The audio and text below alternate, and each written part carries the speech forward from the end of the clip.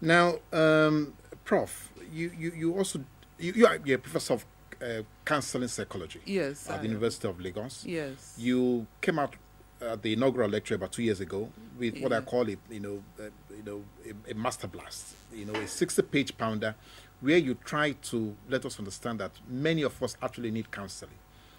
Will that be extended? Everybody needs counseling. Yeah, but I'm just going to ask, should that be extended to policymakers, lawmakers, people in the executives, people who are managing the country? Everybody needs counseling, not some of us. Everybody needs counseling. You see, you can only... I keep going back. Self-examination is very important. We don't bother to talk to ourselves. But you see, you can lie to people, but you can't lie to yourself. But when you start lying to yourself, you've lost it all. And that is where we are. In terms of our leaders? I don't want to say leaders. In terms of leadership. Is that not between sixpence and half a dozen? I don't. That is your choice of words. Because, in the true sense of the word, we don't have leaders. We have rulers. We have people ruling us.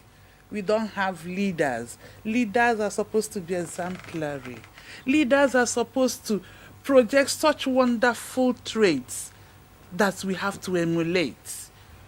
So we have rulers. And not leaders. And not leaders. Now, and it's my opinion. Now, and I have a right to it. Yes, I know. But how do we get out of this quagmire? Because you see,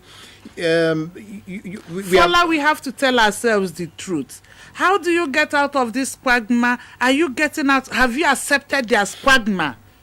You have to first of all. That is why I say everybody needs counseling. You have to first of all accept that there's a problem. That internalization of that process will now be the springboard on which you function. You cannot say, how do we get out of this quagmire? Have you accepted there's quagmire? Have you accepted there's a problem? If you have not accepted there's a problem, how then do you start dealing with it? Is if you accept that there's a problem, that is when you'll be in the frame of mind to try to articulate the suggestions and the possible solutions.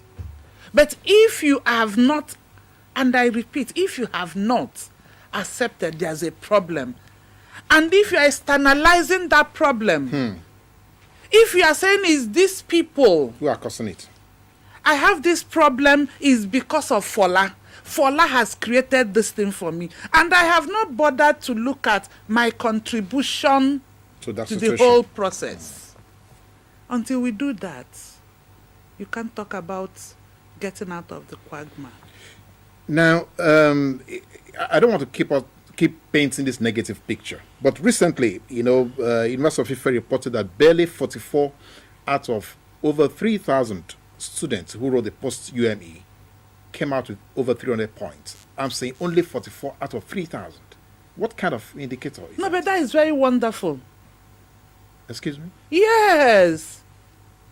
Hey, 44. You mean it could have been worse? Hey, that is wonderful.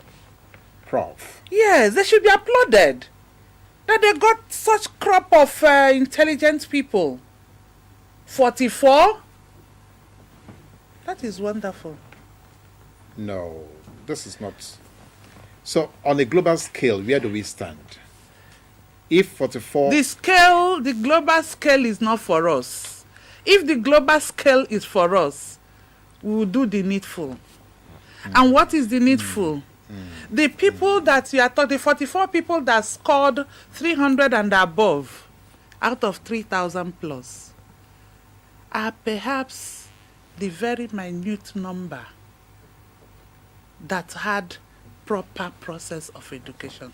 When you carry a child that scored 2 to put in the same class with a child that scored 139, what do you hope to get at the end of the day? That is where the other 2,954. That's where they're coming from. That is where they are. It's national cake. We are not interested in baking the cake. We are interested in sharing. No, sharing it. If we share it, even if you don't eat your own, it doesn't matter. But we have to share it and have our share.